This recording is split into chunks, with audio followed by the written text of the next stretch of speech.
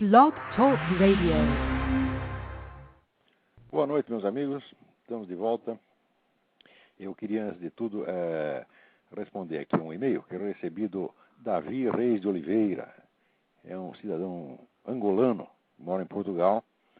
E ele me manda aqui um artigo. Infelizmente, eu não vou poder lê-lo inteiro, mas é um artigo muito interessante, observando a reação aqui dos americanos nas cidades afetadas pelo tornado. Um tornado monstruoso que destruiu a cidade inteira. Até o cidadão do funcionário do correio dizendo: não sobraram nem as caixas do correio, vou entregar o correio na mão, pessoa por pessoa. E então aqui o Davi observa que a reação de cada cidadão ali é o seguinte: vou recomeçar antes que chegue ajuda, vou tentar recomeçar por mim. E daí ele diz: mudemos de continente e ponhamos idêntica a situação na Europa. A resposta, o encaixe, a predisposição típica seria essa? Com certeza que não era. Por aqui, por essas bandas, a predisposição seria, em primeiro lugar, para a reivindicação à proteção do Estado, dos organismos públicos, das organizações humanitárias internacionais, do Diabo a 4. Sabe, você tem toda a razão, Davi. É muitíssimo bem observado. Aqui, os americanos estão acostumados às dificuldades, à violência da natureza. Tem muitas cidades aqui que já foram derrubadas e reconstruídas várias vezes. É um povo de uma tenacidade formidável que não fica esperando ninguém vir ajudá-lo. E o pessoal europeu está cada vez mais incapaz de reagir assim. Agora, do Brasil, nem se fala, né? Ninguém pensa em fazer nada por si mesmo. Até a iniciativa pessoal considera um pouco imoral no Brasil, né? O certo é só esperar o Estado, o governo, e ninguém fazer nada por conta própria. Eu sugiro que vocês leiam este artigo, está no blog do Davi, que se chama pleitosapostilas.blogspot.com. Deem uma olhada, porque o artigo Face aos Tornados realmente está muito bem escrito e muito inteligente. Espera aí, parece que tem alguém na linha aí. Vamos lá. Quem está na linha?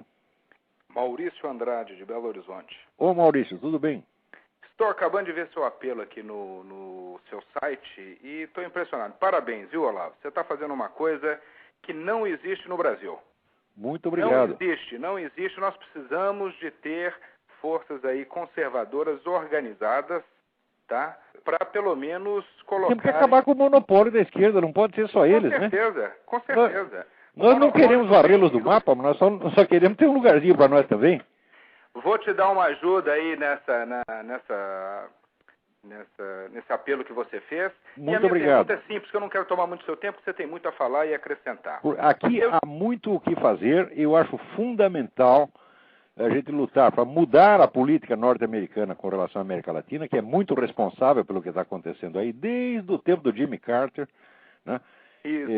Agora, é uma luta difícil, porque principalmente eu estou sozinho.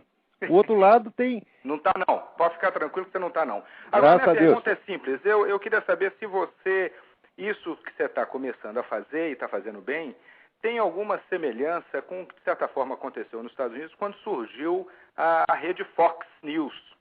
E eu fico impressionado às vezes aqui de ouvir um cara outro dia que eu comecei a assistir, o tal do Bill O'Reilly. O Bill O'Reilly é maravilhoso. Que senta o cacete na esquerda americana e, na realidade, ele não precisa fazer isso, ele só coloca o verme ao sol. Quando você coloca ao sol, o sol se encarrega do resto. Matou, exatamente. Exatamente. Mas, a gente precisava ter um Bill O'Reilly na televisão brasileira, viu? Pois é, você podia fazer isso. Você tem que ou fundar a Fox ou virar o Bill O'Reilly da televisão brasileira, que precisa disso aqui. E eu só fiquei sabendo, já te conhecia antes do Manhattan, mas só fiquei sabendo do seu site e das suas coisas através do site do Reinaldo Azevedo, que realmente também é uma outra coisa muito boa que tem acontecido. É outra força positiva que tem no jornalismo brasileiro. Mas aos poucos está crescendo, porque você veja, 10 anos atrás eu estava totalmente sozinho no Brasil, agora não estou mais. Pois é. Né? Pois é. E aqui também, agora estou sozinho, daqui a pouco não vou estar mais. Não está não. Parabéns. Já não estou mais. Eu quero pode continuar seu programa e vou fazer uma contribuiçãozinha aí. Quando eu passar na Virgínia, eu vou te dar um alô. Venha mesmo. Tá? Muito obrigado, Maurício. Obrigado pela força. Um abraço, até logo. Tchau. Então, agora, às vezes que o Davi observa, do americano tem muita iniciativa, tá? É muito verdade. Agora, para vocês não pensarem que tudo aqui são luzes, veja só o que aconteceu aqui. Um professor do Glendale Community College, no Arizona, Walter Kehowski, está ameaçado de demissão porque ele distribuiu aos colegas um e-mail contendo a mensagem de Dia de Ação de Graças de George Washington, de 1798. Então acharam que é um assédio religioso, quer dizer, um texto do fundador do país, né? O cara distribuiu lá as palavras de George Washington e está ameaçado de perder o emprego, né?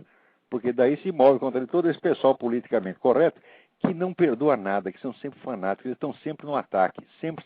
Eles nunca vão dar sossego. Se alguém espera que seja possível haver uma convivência tranquila e democrática com essa gente, respondo eu, não é. Não é porque não é isso que eles querem. Eles querem não a democracia, não a concorrência leal, não o rodízio de poderes. Eles querem a destruição total de quem não concorda com eles. Eles querem simplesmente varrer do mapa quem não concorda com eles. Aliás, qualquer pessoa que tenha um plano global para a humanidade sempre será assim. Porque eu acho que o ser humano decente, ele sabe que ele não tem cabeça, não tem capacidade para pensar as coisas numa escala universal e ter uma solução para todos. Quem tem uma solução universal na cabeça é um bandido, é um assassino já por natureza.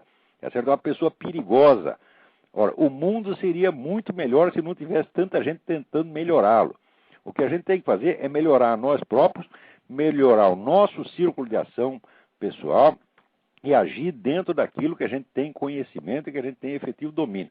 Esse negócio de querer reformar o mundo é sempre coisa de genocida.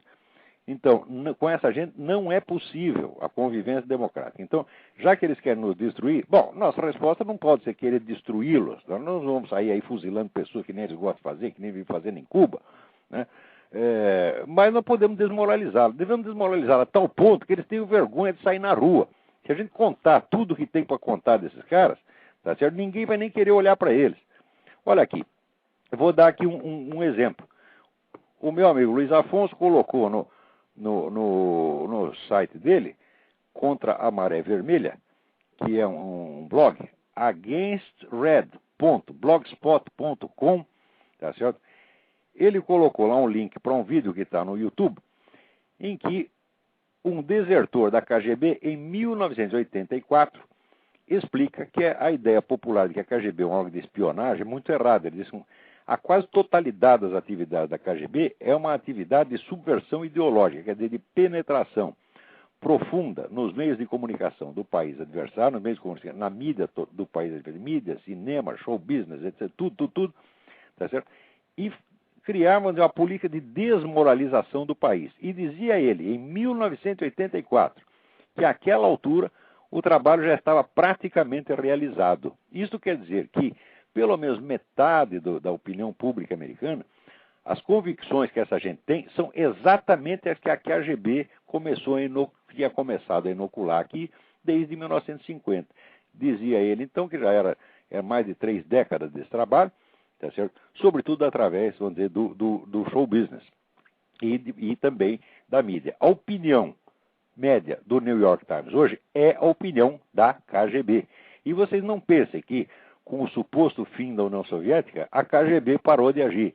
As tais medidas ativas de subversão ideológica continuam igualzinho. E são bilhões de dólares que são gastos nisso. Tá certo? E o número de pessoas que trabalham para isso é incalculável. Quer dizer, não é aquela coisa de espionagem, de gente escondida. Não. É uma coisa de massa. Tá certo? E isso quer dizer que o que as pessoas recebem hoje como opinião, vamos dizer, mainstream, como opinião dominante da mídia americana, foi criada aqui pela KGB. Quer dizer que a opinião pública americana foi passiva em relação à propaganda soviética. A propaganda soviética que é o fator ativo, tá certo? E a mentalidade norte-americana foi recipiente passivo disso. É claro que não totalmente passivo, porque tem uma boa parte de gente que reage. Mas mesmo as pessoas que reagem, elas não têm uma visão da profundidade desta ação soviética aqui, a ação que continua até hoje. Na KGB não foi demitido um único office boy, tá certo? O orçamento não diminuiu em um tostão, a coisa continua agindo até hoje. sem contar a espionagem chinesa, que era até vamos dizer, o serviço secreto chinês, que era até protegido pelo Bill Clinton em troca da ajuda de campanha que ela recebeu. Então, dê uma olhada lá no againstred.blogspot.com. Se tiver dúvida, eu também coloquei um link para este vídeo na minha página no Orkut. É só entrar na minha página e procurar vídeos, você vai ver. Agora, ali eu também estou colocando os links para 2 outros vídeos importantíssimos. Um chama Pense sobre Aborto. Dê uma espiada nesse vídeo. Vamos dizer que tem todos os dados fundamentais. Assim, em 10 minutos o vídeo resume tudo o que você precisa saber para entender que toda esta campanha abortista é deliberadamente mentirosa em tudo o que ela afirma, em cada detalhe, A começar pela alegação de que, vamos dizer, é preciso liberar o aborto por causa das mulheres pobres, né? Então ali mostra assim que as mulheres pobres, que as mulheres pobres são sempre a minoria. Quem faz aborto é a classe rica. Depois diz, é por causa, vamos dizer, das mulheres que tiveram problemas de saúde. Você vai ver, elas são 1%. Em suma, o que o pessoal quer é um aborto lúdico, tá certo? É um aborto à vontade, o aborto a pedido, o aborto por encomenda, o aborto a qualquer hora, a qualquer etapa da vida do bebê, pode ser 1 minuto antes do nascimento, 3 minutos, e a pessoa ainda tem dúvida de se aquilo que está lá é um ser humano. Quer dizer, não é possível, quer dizer, porque só porque abriu a barriga e o sujeito saiu, ele não era humano e se tornou humano, quer dizer, que mágica seria essa, né? Quando espremidos por este argumento, eles respondem, não, de fato nós não sabemos onde começa a vida. Olha, onde começa a vida todo mundo sabe, pô, a vida começa na fecundação, isso é coisa óbvia, né? Isso é um dado elementar de biologia. O que eles querem dizer é que nós não sabemos se aquela criatura que está lá é um ser humano ou não. Porque eles imaginam que a condição de ser humano é uma coisa cultural, quer dizer, conferida pelo Estado, depois que o nego nasce. Agora, acontece se a condição humana não for natural, for cultural, então ela não pode ser concedida na hora do nascimento. Porque não é possível que o sujeito, então logo nasceu, já absorve a cultura do seu meio. Então, esse raciocínio implicaria que o nego só ia ficar humano lá pelos 3 ou 4 ou 5 anos, e que antes seria um bichinho. Então, por que não poder matá-lo também aos 6 meses, 1 ano, 2 anos? Ou seja, todas as convicções abortistas são absurdas em si, são insultuosas à inteligência humana, não há nenhuma boa intenção por trás disso, é um desejo de alimentar o comércio de fetos, o comércio de órgãos humanos, a coisa mais macabra que já se inventou na humanidade. E esse vídeo, inclusive, mostra que você, somando todos os genocídios do século XX, você não chega a 1/10 do que vem sendo feito com o aborto, que já matou 804 milhões de crianças. Falando nisso, o segundo vídeo que está lá, que eu coloquei lá na minha página no Orkut, é um vídeo absolutamente impressionante, que é o depoimento do Dr. Bernard Nathanson. O Dr. Bernard Nathanson era um dos líderes do movimento abortista nos anos 60, 60, 70, e era dono da maior clínica de aborto que tinha nos Estados Unidos. E ele começa o depoimento dizendo assim, eu quando criança, eu era religioso, eu ia na escola judaica e o rabino me ensinava a Torá, etc, etc. Quando eu voltava para casa, o meu pai, que tinha sido educado na religião judaica, mas que tinha rompido com ela, ele ria da minha cara, ele me ridicularizava. E de tanto ele fazer isso, eu fiquei inibido de ter religião e acabei me tornando ateu. Mais tarde, quando entrei para a medicina, entrei para esse negócio do aborto, né, eu me tornei o quê? Eu me tornei um assassino em massa, eu me tornei um genocida, porque eu fui responsável pela morte de 75 mil crianças inocentes. E por aí vai o depoimento dele, e mais adiante ele mostra como ele e os outros líderes do movimento abortista falsificaram dados, como os líderes do movimento abortista no Brasil estão falsificando agora, como esta maldita Folha de São Paulo falsifica ainda, tá certo? Que eu acho que o jornal deve ser processado por isso, tá certo? Quer dizer, o jornal que promete a cobertura honesta e depois cita dados furados, tá certo? Propositadamente falsificados pelo um órgão americano, dizendo que tem mais de 1,5 milhão de abortos clandestino no Brasil, quando na verdade não chega a 200 mil. Então, o jornal que faz isso, você tem que dar uma queixa na delegacia do consumidor, porque isso é propaganda enganosa. Vejam o vídeo do Dr. Bernard Nathanson. Eu tenho uma grande admiração por esse Dr. Bernard Nathanson, porque quando ele está só fazendo a coisa certa, é uma coisa. Agora, quando você, vamos dizer, entrou fundo no crime, tá certo? E de repente você toma consciência do que você fez, é preciso uma coragem extraordinária, é preciso uma inspiração divina, tá certo? Por nego confessar o que fez e sair lutando para corrigir o mal que fez. Esse Dr. Nathanson é um grande homem. Muito bem, vamos aqui responder mais alguns e-mails. Peraí, tem gente na linha aí, vamos lá. Alô? Alô, Olavo? Eu? É o Márcio Davi de Brasília. Oi, Márcio, tudo bem? Tudo bom. Olavo, é uma dúvida que tem a ver com isso que você acabou de falar agora também. É a respeito da Ayn Rand. Uhum. A Ayn Rand, ela, para quem começou a estudar economia e não tinha o respaldo filosófico por trás aqui nas universidades, quando começou a buscar o liberalismo mais a fundo, a Ayn Rand meio que cai como uma luva, né? Sim. Começando a procurar. E só que depois eu tive a grata satisfação de conhecer o professor Og Leme, e ele me indicou o livro do Michael Novak, O Espírito do Capitalismo Democrático. Aham. E aquele livro realmente me libertou do pensamento randiano estrito e realmente mostrou que o capitalismo não funciona sem uma base de valores da civilização judaico-cristã por trás. Não tem nem como comparar a Ayn Rand com o Michael Novak. O Novak é um filósofo sério, um homem consistente. Agora, a Ayn Rand é uma amadora muito metida à besta, é isso que ela é. Pois é, mas aí a minha questão é a seguinte, não falta, queria que você colocasse a sua posição, não falta aqui no Brasil também uma maior divulgação desses outros filósofos e pensadores liberais conservadores, porque a minha análise do disputacho aí com o Rodrigo Constantino é basicamente porque ele começou de trás para frente com viés, entendeu? Exatamente. Ele começou de trás para frente viesado. É muito pouco conhecimento e conhecimento que já vem viciado. E com base nisso, exatamente, o sujeito forma aquele universo de pensamentos dele, né, que é do tamanho de uma titica de galinha, e pensa que aquilo é o mundo, tá vendo? Mas ele não é, eu acho que ele não é exceção, porque eu conheço, eu fiz economia na PUC também, e a turma lá que lamento reconhecer que você tem razão, eu sei que tem muita gente aí que entrou nessa. Que fica nessa. Então, se você pudesse, assim, eu vi que você tentou, você citou alguns no seu site, mas divulgar mais esses nomes, assim, para que a gente tenha mais alternativa de leitura nessa área aqui também.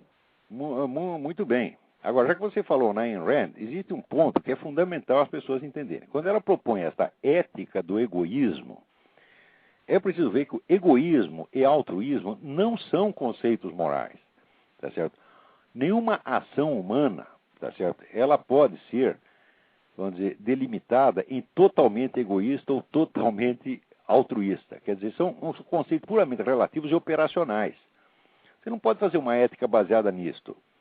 Tá certo? Quer dizer, os conceitos filosóficos têm que ser conceitos rigorosos, vamos dizer, que delimitam a coisa perfeitamente. Agora, egoísmo e altruísmo não, egoísmo e altruísmo estão sempre misturados em toda a ação humana. Então você não pode fazer uma ética do altruísmo, tá certo? Porque um princípio ético, para ele ser um princípio, todo princípio tem um alcance universal. Então, alcance universal quer dizer que se você aplicar aquele princípio até suas últimas consequências, aquilo não levará a contradições. Agora, no caso do altruísmo, você não pode levar o altruísmo às suas últimas consequências, porque ele se volta contra si mesmo. Quer dizer, o sujeito que é totalmente altruísta, ele nunca cuida do seu próprio interesse, ele se destrói, então não pode mais fazer o bem. E o nego que for totalmente egoísta, ele vai ficar tão sozinho, que a vida dele vai ser um inferno. Então, é claro que são conceitos meramente relativos, são conceitos de ordem psicológica, conceitos descritivos de situações psicológicas. Para quem tem uma formação filosófica, É óbvio que o sujeito tentar montar um sistema ético com base em conceitos tão empíricos, tão vamos dizer, relativos assim, é coisa de amador. Não se faz isso. Né?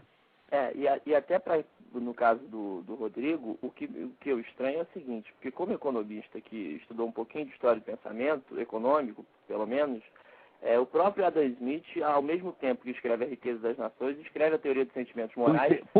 Você tirou as palavras da minha boca.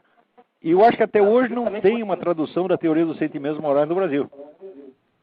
Pois é, porque é justamente mostrando isso que você está falando. Quer dizer, o que ele coloca ali é que o indivíduo, quando busca o seu interesse, ele produz o bem como resultado disso, mas ao mesmo tempo ele não pode viver só disso, e por isso ele faz o contraponto. Né? Certamente. Você veja, o Adam Smith ele representava a corrente majoritária do iluminismo inglês, que realçava a importância dos elementos morais, e até realçava que o conhecimento moral é uma coisa inata no homem, era um dom inato no homem. Ele insistia nisso, Shaftesbury insistia nisso, Francis Hutcheson insistia nisso. Agora, tem, vamos dizer, o lixo iluminístico, que é o John Locke e o Bernard Mandeville, com aquela idiotice da fábula das abelhas, né? Que é uma coisa, assim, um escrito mais popular e que pega facilmente. Aqui foi feito para QI do Rodrigo Constantino. Tá? Ele lê aquilo e fica maravilhado. Né? Agora, tinha que ler o Hutcheson, tinha que ler a Teoria dos Sentimentos Morais do Adam Smith, muito bem lembrado. E só para... Você citou uns programas atrás um livro que fala da divisão do iluminismo francês e britânico. Você lembra ele ainda? É o livro da Gertrude Himmelfarb. Isso. Gertrude Himmelfarb. Himmelfarb.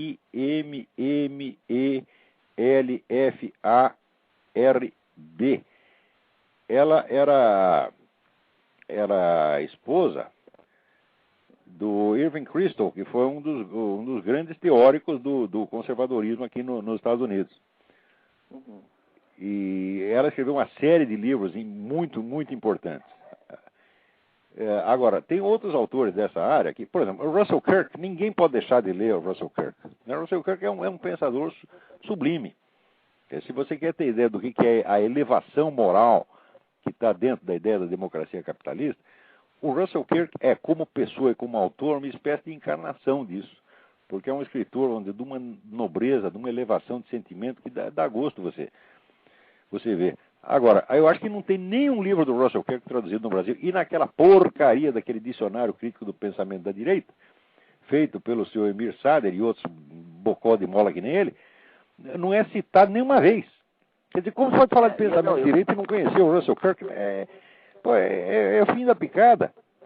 Não tem nenhuma tradução. Eu procurei aqui na Cultura, na Saraiva, nada. Não tem nada. Aí tem um bloqueio mesmo, Isso é uma política deliberada. Todos esses editores brasileiros, com raríssimas exceções, que são editoras pequenas, os grandes editores no Brasil são todos comprados por esse movimento comunista, quando não são comunistas eles próprios.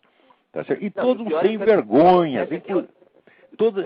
Pessoal que vive de picaretagem. Você vê o falecido Enio Silveira, dono da civilização brasileira, ele, poucos meses antes da morte dele, ele me confessou que a editora dele, durante o tempo da ditadura, que era a maior editora comunista do Brasil, vivia de dinheiro do governo militar. Quando a situação engrossava, ele ia lá no Golbery, pedia dinheiro, o Golbery dava. Esse pessoal é um bando de picareta, por isso que o Brasil não vai para frente, o pessoal está acostumado com isso, tá entendendo? Quer dizer, a picaretada está no sangue. A sensação que dá pra gente aqui é a seguinte, é que os livros, os poucos que chegam aqui, primeiro chega a contestação, você nem sabe o que estão contestando. É isso quando não chega a falsificação, que, como o Emir Sader fez com o livro do Alain Besançon, que ele ele inverteu o sentido do livro na tradução. É uma coisa monstruosa, quer dizer, é uma espécie de cabresto, de viseiras que colocaram no leitor brasileiro para que ele não enxergue, não ouça e não saiba de nada.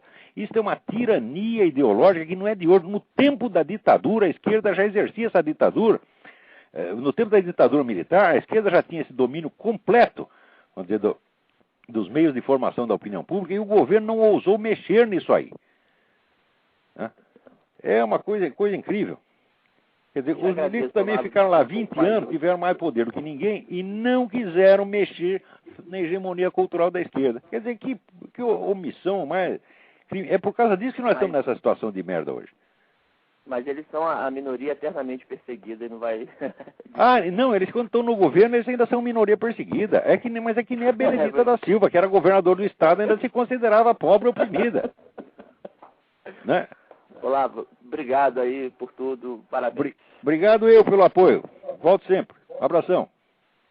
Agora aqui tem um e-mail do André perguntando: a morte de Deus anunciada por Nietzsche no século XIX é o que estamos vendo acontecer desde então? Esse vazio cultural da Europa Ocidental, cada vez mais ateia, cada vez mais cientificista e materialista, o vazio anunciado por ele nunca foi preenchido desde lá. Ou foi e se esvaziou novamente num eterno retorno ao mesmo tema. Resumindo melhor a pergunta, esse excesso de maldade no mundo atual, essa satanização, não é a morte de Deus que Nietzsche descreveu no século XIX? Bom, isso aí é a morte da Europa. Deus acho que está passando muito bem, Deus não foi afetado por isso.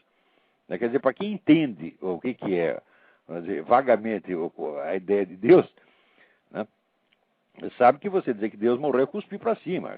Nietzsche, depois que Deus morreu, né, ficou louco logo em seguida, né? E morreu abraçado num burro, chorando de piedade. Ele que pregava que a gente tem que ser durão, etc. Viu o carroceiro bater no burro, ficou com dó do burro, se abraçou no burro e ficou chorando. Né? Quer dizer, olha que vexame, que mico. Né? O maior mico filosófico de todos os tempos. Né? Então, Deus não está nem aí, você está entendendo? E no máximo ele fica com dó de nós, mas não vai ficar com dó assim como Nietzsche ficou do burro. Porque ficar com dó já ficou uma vez. Mandou o filho para morrer para ver se quebrava o nosso galho. Tá? Ele não vai fazer isso de novo, não. Muito bem. Agora, aqui tem alguém me envia um artigo do Tiago Ramos. Pequena consideração sobre razão e fé. O artigo está muito bom, com um protesto pela impropriedade do título, porque não se diz pequena consideração, e sim breve consideração. Mas esse negócio da propriedade vocabular é uma coisa que hoje em dia está difícil no Brasil, porque o idioma está em dissolução, então as pessoas às vezes não acham as palavras certas, né? Precisa treinar para isso aí. Mas o artigo está muito bom.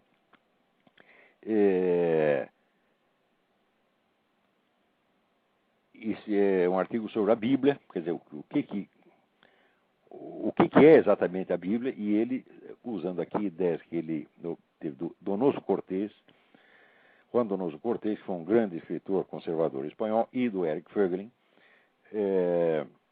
dá aqui uma explicação muito boa. Não vou poder ler o artigo inteiro, evidentemente, mas vou dar aqui o endereço. É www.folhasdispersas.blogspot.com.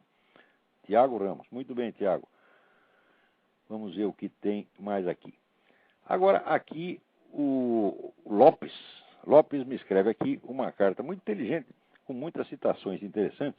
Eu também não vou poder ler inteira. Pelo amor de Deus, não me enviem carta comprida, porque eu não posso ler inteira. Não dá. Né? Mas ele diz aqui, ele explica por que, embora ele seja anticomunista, ele não se sente persuadido a incrementar as fileiras conservadoras. Tá certo? Então, ele cita aqui vários trechos célebres, ele encontrou aqui no Bhagavad Gita, né, no Nietzsche, no Schopenhauer, várias citações contra a família. Tá certo? E ele diz que como a Igreja Católica fomenta a família, né, ela, na verdade, ela pode criar uma espécie de politicamente correto em cima do outro. Algumas dessas citações, por exemplo, ele cita aqui o Bhagavad Gita, né, onde Arjuna, né, o herói da história, Arjuna, se enfrenta com a família. Os inimigos dele saem da própria família. E então, quando ele fica com dó dos parentes e não quer matá-lo, aparece Krishna e disse, né, que essa fraqueza era indigna de um guerreiro, que ele tinha que se levantar e matar os parentes mesmo. Bom, muito bem. O Bhagavad Gita é uma imagem da alma humana, tá certo? Existem algumas exegeses maravilhosas sobre isso, entre as quais uma que eu não me lembro exatamente que livro está, mas se você procurar entre o livro do Martin Lings, você encontrará uma belíssima explicação. Quer dizer, esses parentes, né, em guerra são todos os componentes da alma humana, e alguns têm que ser liquidados mesmo. Quer dizer, alguns podem ser reaproveitados, mas outros têm que ser cortados. Quer dizer que isso aqui não é um apelo a que você mate fisicamente os seus parentes. Depois, na citação aqui do Nietzsche, né, ele diz: o filósofo tem horror ao casamento e a tudo o que a ele poderia conduzir. Qual grande filósofo foi casado? Heráclito, Platão, Descartes, Spinoza, Leibniz, Kant, Schopenhauer não foram. Mas ainda não podemos sequer imaginá-los casados. Um filósofo casado é coisa de comédia.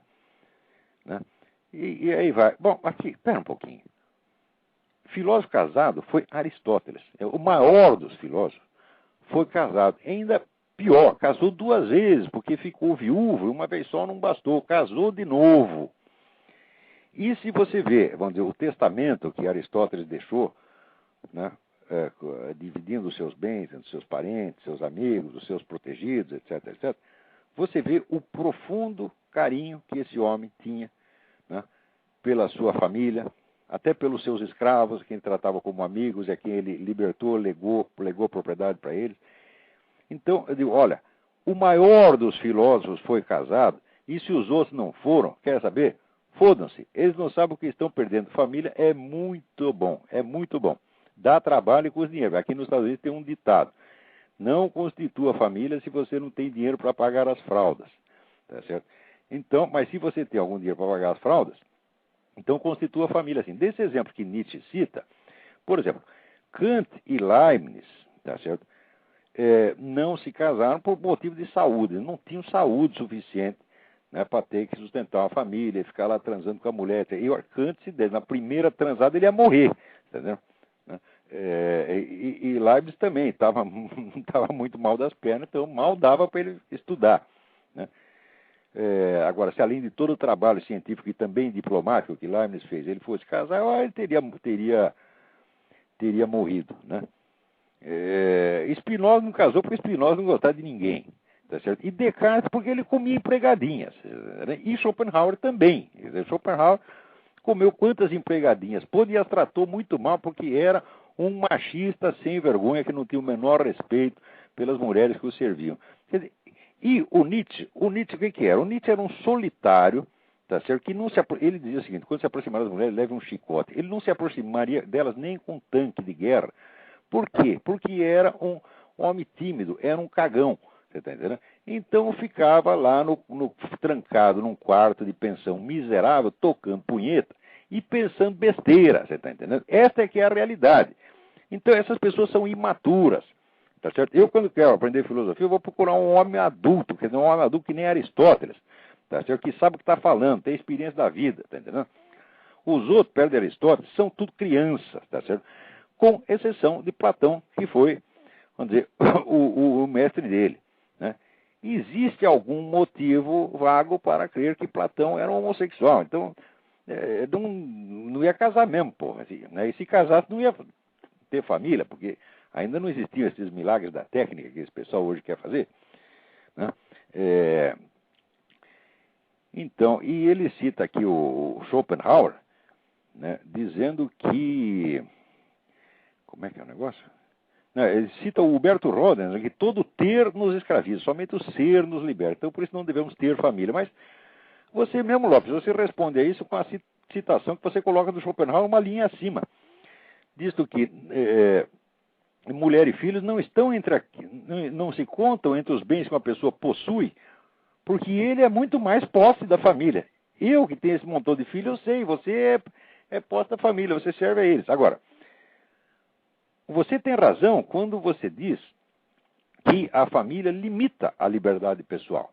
Tá certo? Porém, note bem, a liberdade pode ser vista em 2 planos. Isso é muito boa a sua carta, porque ela levanta um problema que é de fato importante. Quando se fala em liberdade, a palavra tem 2 sentidos. Uma coisa é a liberdade civil, quer dizer, o cidadão está livre da opressão do Estado. Tá certo? Outra coisa é a liberdade pessoal, dele poder fazer o que ele dá na telha, tá certo? De ele viver conforme os seus meros impulsos, seu gosto, seus caprichos, etc, etc. Essas 2 liberdades, na verdade, são antagônicas, porque aquele que vive segundo os seus caprichos, tá certo, não alcança a maturidade e não tem força e nem inteligência para perceber quando está sendo manipulado ou oprimido pelo Estado. A massa que busca satisfação e busca prazer é a coisa mais manipulável que existe. Eu lhe sugiro um livro, de um autor que se chama E. Michael Jones. O livro se chama Libido Dominandi, em latim. Então, o livro é em inglês, mas o título é uma expressão de Santo Agostinho, quer dizer, a volúpia de dominar, a volúpia de mandar. E ele mostra que, vamos dizer, que o incentivo à liberdade pessoal total, sobretudo liberdade sexual, vem sempre junto com as ideologias tirânicas. As ideologias tirânicas sempre prometem aos indivíduos um certo nível de anarquia, tá certo? Uma certa liberdade pessoal, vamos dizer, sem limites, porque sabe que as pessoas vão atrás disso como criança vai atrás de um doce, então se deixam manipular. Para você ter a liberdade civil, a liberdade contra o Estado, você precisa restringir a sua liberdade pessoal, você precisa amadurecer, aprender a sacrificar a sua liberdade pessoal por outras pessoas que precisam de você, sobretudo mulher e filhos. Quer dizer, você sacrifica uma parcela da sua liberdade pelos mais fracos, tá certo? E este núcleo, constituído, vamos dizer, pelo sacrifício que o homem adulto faz, este é o núcleo principal de resistência ao poder tirânico que vem de cima. Quer dizer, onde as famílias são fortes, o Estado tem um limite à sua atuação.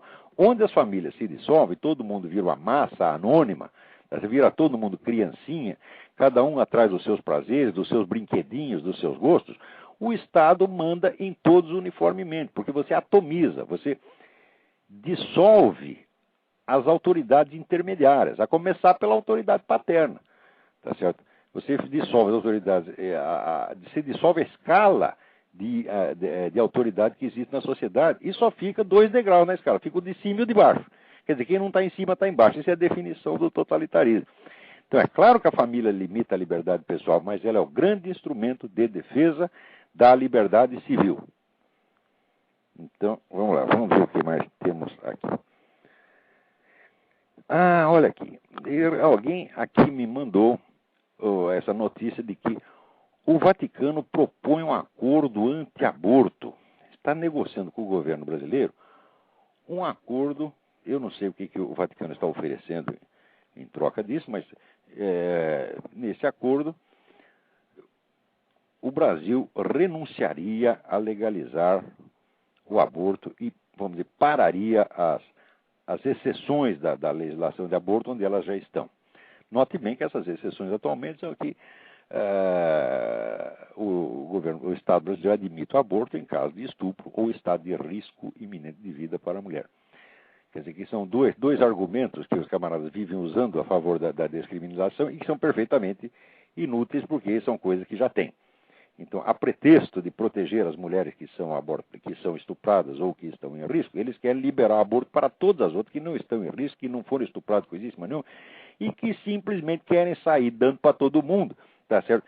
E, vamos dizer, respaldar a sua diversão com a morte dos bebês. Quer dizer, o bebê é obrigado a morrer para a mulher poder se divertir, né? Porque ela também não quer ter barriga, ela não quer perder a linha, essa frescura toda, né? Quer dizer, por causa de um capricho, de uma frescura, tem que matar as crianças. Muito bem. Agora, acontece que se o Vaticano realmente propôs isto é um sinal, é um acontecimento de uma importância fora do comum. Porque vocês sabem que os organismos internacionais e essas grandes forças globalistas estão cercando e atacando as nações que não querem legalizar o aborto. Fizeram pressão imensa em cima do México, o México acabou cedendo. Estão fazendo uma pressão em cima da Polônia, querem criminalizar o governo da Polônia só porque o povo polonês é católico e o povo e o governo polonês não querem um aborto.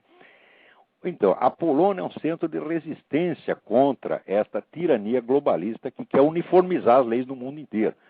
Quer dizer que a legislação agora não vem mais, vamos dizer, da decisão popular, vem de uma comissão técnica em Genebra que decide, quer dizer, meia dúzia de iluminados decide a legislação baixa, né, da ONU como se fosse uma nova revelação. Quer dizer, a ONU é o novo Olimpo, então, né, descem as divindades lá do Olimpo com as leis do pronto e você tem que obedecer. Então, a Polônia é um centro de resistência contra isso. E o Vaticano, evidentemente, é outro. Tá certo? E uma parte dos Estados Unidos também é. Quer dizer, metade dos Estados Unidos é uma resistência contra isso. E eu estou vendo que se o Papa quer fazer do Brasil um outro polo dessa resistência, isso significa nada mais, nada menos que o seguinte: a guerra começou. Começou a guerra da Igreja contra a nova ordem mundial. Porque até hoje, há quase 100 anos, a igreja só está apanhando quieta e cedendo, como cedeu tudo no Concílio Vaticano II. Se este Papa está reagindo finalmente, olha, é uma coisa de você rezar para que Deus o proteja e o fortaleça. Então, vamos lá. Agora também na mesma notícia vem a coisa de que o Lula evitará discutir as propostas, né? Quer dizer, o Lula é verdadeiro sabonete, você não consegue segurar, ele segura e escorrega, tá certo? Né? E o Lula também, ele não sabe o que ele pensa e pior, ele não quer saber, porque se ele souber o que ele pensa, ele vai ter que dizer. Então, ele se esconde dele mesmo. Né? Ele não quer saber, ele está sempre de todos os lados, né? Nem sim, nem não, muito menos pelo contrário. Ele é uma espécie de Getúlio Vargas, sem o gênio do Getúlio Vargas. Porque o Getúlio Vargas, o filósofo Ortega Gasset dizia o seguinte: esse senhor Vargas, ele faz política de esquerda com a mão direita e vice-versa. E é exatamente o que faz, né, o Lula. Só que o Getúlio Vargas sabia mais ou menos onde queria ir, e você não pode esquecer que o período Vargas foi um período de crescimento formidável. Foi o período Vargas que industrializou o Brasil. Tá certo? Agora, e o Lula? O Lula só industrializou a picaretagem. Não é isso? Agora, vamos lá. Agora tem um outro negócio aqui interessante,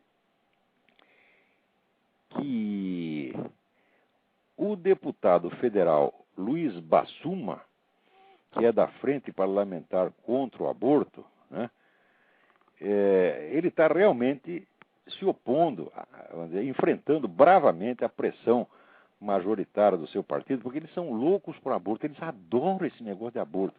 Né? Você já parou para pensar nisso? Questões, por exemplo, como aborto, movimento gay, né, feminismo, essas coisas todas. A esquerda, antigamente, a esquerda comunista ortodoxa, desprezava, porque achava que tudo isso eram preocupações burguesas. Não é isso? Às vezes chegava até a dizer que essas coisas eram postas em circulação, maldosamente, pelo imperialismo, para desviar a militância do seu verdadeiro objetivo, que era a socialização revolucionária dos meios de produção. E diziam isso. Eu ouvi quantas vezes não ouvi, né, o pessoal dizer isso. Não, esse negócio de sexo, de droga, tal, isso é tudo coisa da burguesia, né? Na verdade não era coisa dos próprios comunistas, mas eles diziam isso. Agora, hoje, esses assuntos se tornaram, vamos dizer, o miolo, a essência do discurso esquerdista. Não é uma coisa estranha. Como foi que isso aconteceu? Ora, isso aconteceu da seguinte maneira. Quer dizer, por um lado, eles desistiram da socialização dos meios de produção porque viram que isso não funciona. Quer dizer, a economia socialista, ela é inviável, a não ser que seja um socialismo meia bomba, quer dizer, que deixa metade da área para a iniciativa privada. E, por outro lado, aconteceu que nos círculos do que eu chamo de metacapitalistas, metacapitalista é o nego que enriqueceu tanto com o capitalismo que ele não quer mais estar submetido à concorrência. Então ele quer se apossar do Estado e ele não quer mais ser classe capitalista. Ele quer ser uma espécie de classe aristocrática, né? Casta governante. Entre os quais os famosos Rockefeller.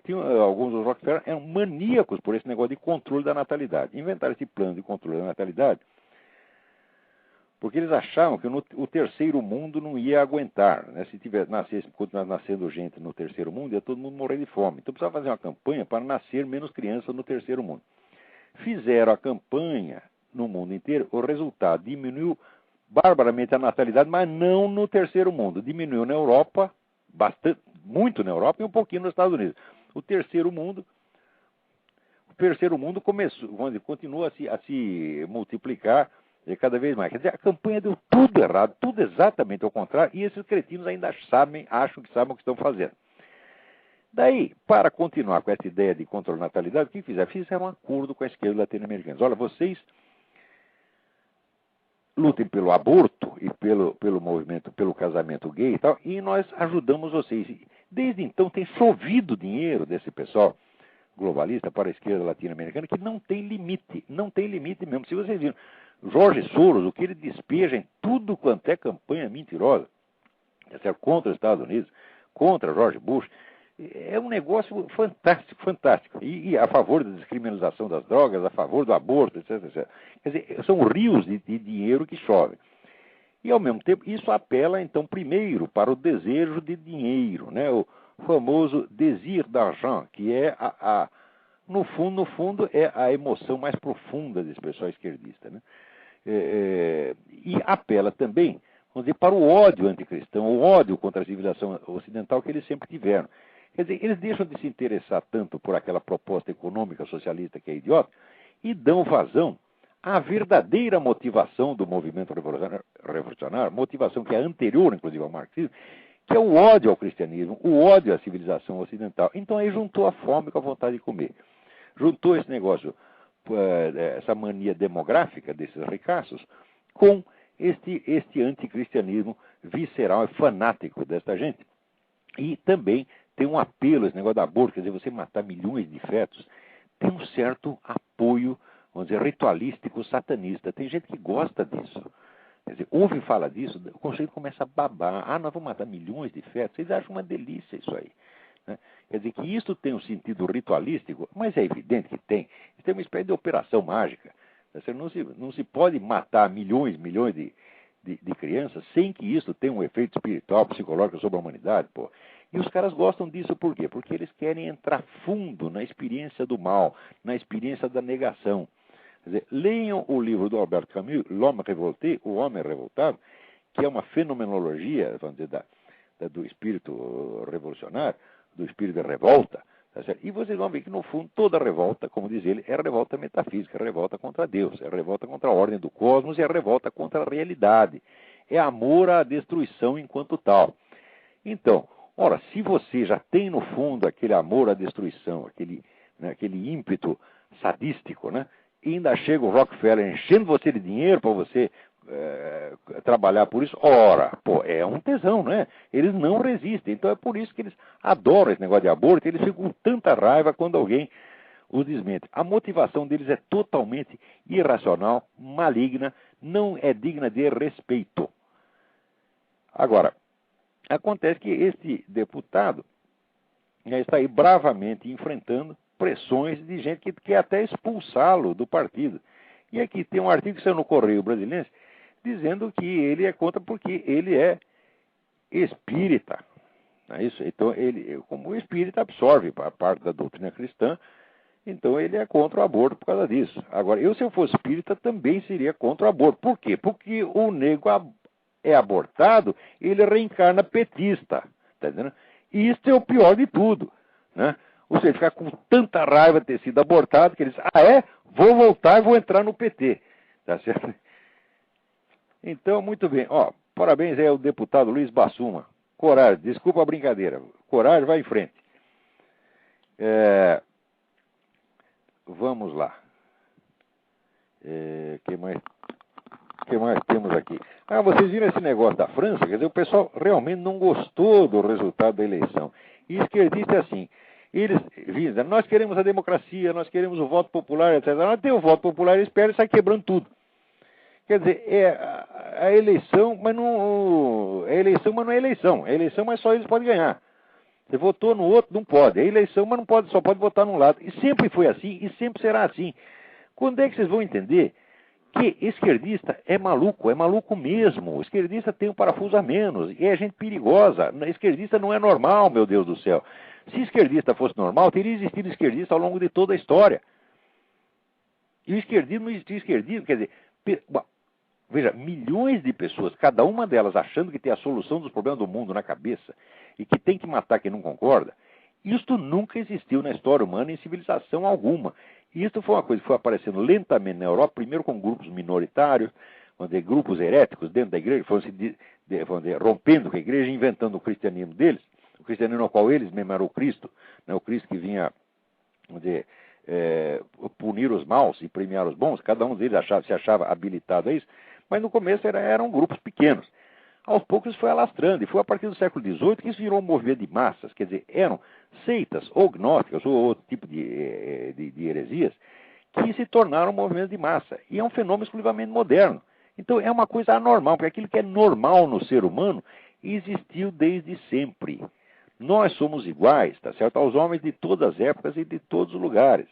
Pode ser no século V a.C., no Egito, né? na Patagônia, na China, no Raio Parto, o ser humano ele tem uma estrutura permanente que permite que nós nos reconheçamos por trás das nossas diferenças meramente culturais, históricas e epocais. Tá certo? Quer dizer, a condição humana é a mesma e permite o reconhecimento. Tá certo? Agora, coisa que não existe permanentemente no ser humano, coisa que só existe numa certa civilização, durante uma certa época, é claro que é uma anomalia. Tá certo?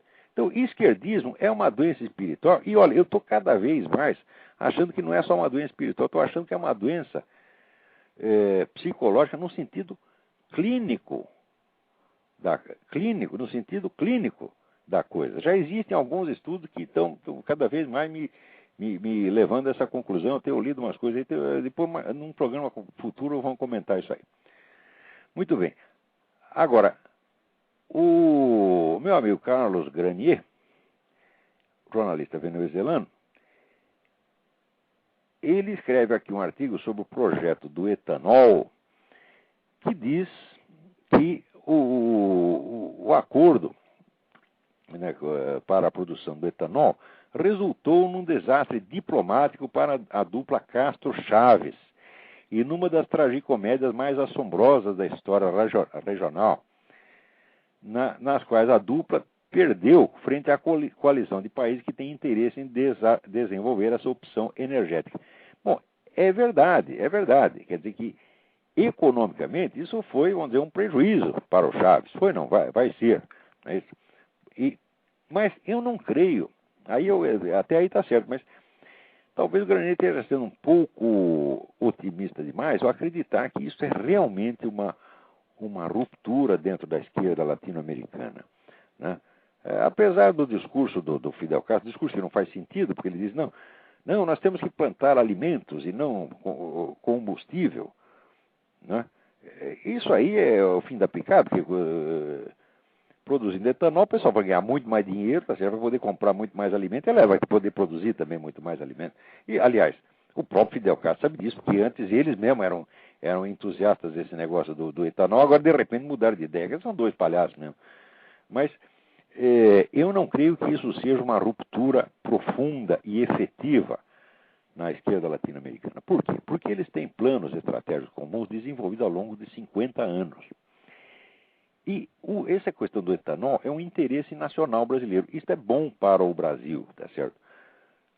Olha, o Lula não é contra o interesse nacional, mas acontece que o interesse nacional é a prioridade 2. A prioridade 1 é o poder da esquerda latino-americana, ele incluído. Ele não pode romper a unidade da esquerda latino-americana, senão ele está ferrado. Ele está ferrado, em primeiro lugar, politicamente, que o pessoal da esquerda vai fritá-lo. E pode estar ferrado até fisicamente, que o pessoal da Farc lhe manda dar um tiro na cabeça e babau, acabou-se o Lula, tá entendendo? Quer dizer, isso não é brincadeira. A ideia do George Bush foi a de usar o interesse nacional brasileiro como arma para, de certo modo, criar uma divisão dentro da esquerda latino-americana. Mas o Lula já provou que ele é capaz de sacrificar o interesse nacional à unidade da esquerda latino-americana. Então, toma lá da cá. Recentemente, no caso da Bolívia, ele sacrificou o interesse nacional pela unidade da esquerda latino-americana. Agora ele está em condição de barganhar. Chega lá e fala, peraí, agora chegou a vez do Brasil, o Brasil também tem que ganhar um pouco, não é só vocês que ganham. Tá? E eu acho que o Chaves, apesar de todo esse show que ele está fazendo, Chaves e Morales, etc., são perfeitamente capazes de compreender e são capazes de negociar. No mínimo, são capazes de negociar. Por quê? Porque o dinheiro não é deles. O dinheiro é de quem trabalha. O dinheiro é da população sofrida, que esse pessoal acha que é deles. Porque eles acham que o Estado é deles, que ele pode fazer o que quiser. Tá certo? E que quem não concorda com eles, né, tem que ir para a cadeia. Aliás, por falar nisso, esta semana estava aí um grupo de deputados equatorianos, né, que foram caçados, foram simplesmente mandados embora do parlamento pelo presidente Correia, do Equador. E vieram aí pedir socorro para a Comissão de Direitos Humanos da OEA. Aquele seu Insulza, né? Vê o nome do cara, Insulza. Né? Insulza é mistura de insulto com insosso, né? Então, esse seu insosso, ele já como que avisando os deputados que ele não ia ajudá-los, chamou um conferencista puxa-saco do Correia para fazer uma conferência exatamente no dia que os homens estavam aí para pedir socorro. Como que diz? Não vem que não tem. Né? Agora, os camaradas chegaram aí, veja como são as coisas. Eles não tinham dinheiro para um hotel, estavam dormindo empilhados na sala de uma salinha pequena na casa de uma pessoa amiga em Washington, não tinha dinheiro para o hotel. Agora, você imagina se eles fossem do MST, se fosse da FARC, se fosse do PT, estava tudo em hotel de 5 estrelas, cheio de mulher, numa suruba dos diabos, tá entendendo? Paga com dinheiro público, tá certo? Como esses caras fazem. Você não viu o governador da Bahia, o Sr. Jacques Wagner, né? Fazendo quase, né? Chegando a uma suruba, às vias de fato, com a mulher do ministro, né? Na frente de todo mundo, e aquilo numa festa que paga com dinheiro público. E ninguém mais acha nada, porque o brasileiro já está totalmente desmoralizado, pode fazer tudo, o pessoal do PT pode cuspir na cara dele, pode peidar na cara dele, pode fazer o que quiser, e eles, sim senhor, sim senhor, sim senhor, porque é uma alma cansada, né? O brasileiro já passou do ponto de se escandalizar. Quando ele se escandaliza, agora ele fica com raiva dele mesmo, em vez de ficar com esses caras. Né? Então, se fosse essa gente aí, estava tudo em hotel de 5 estrelas, tá certo? E nós estaríamos pagando, né, as putas para eles, tá certo? É duro, né? Muito bem. Esse seu Jacques Wagner, por exemplo, eu acho que tinha que ser tirado do cargo a pontapé, mas a pontapé e 10 minutos depois. Ele e esse Gilberto Gil que fica emprestando a mulher para o outro ficar se esfregando nela lá em público. Quer dizer, é corno, tá certo? É cornudo contente. Quer dizer, está mostrando aquilo e está orgulhoso, porque ele acha que ele é progressista. Isso é ser porque, né? O que antigamente era corno, agora é ser progressista, é ser um cara iluminado. Ora, porra, quer dizer, vai ser iluminado, pelo menos vai se ilumine com discrição, vai lá fazer a sua surubinha num hotel, tá entendendo? E vai fazer com o seu dinheiro, não com o nosso, porra. Né? Agora, tem muita coisa mais para falar, mas não há mais tempo. Deixa eu ver se tem alguma coisa muito urgente. Tem alguém na linha aí? Não, agora não tem ninguém. Então, muito bem. Não, o que quer que seja, vai ter que ficar para a semana que vem. Não dá mais. Lamento muito. Então, muito obrigado a todos. Até a semana que vem.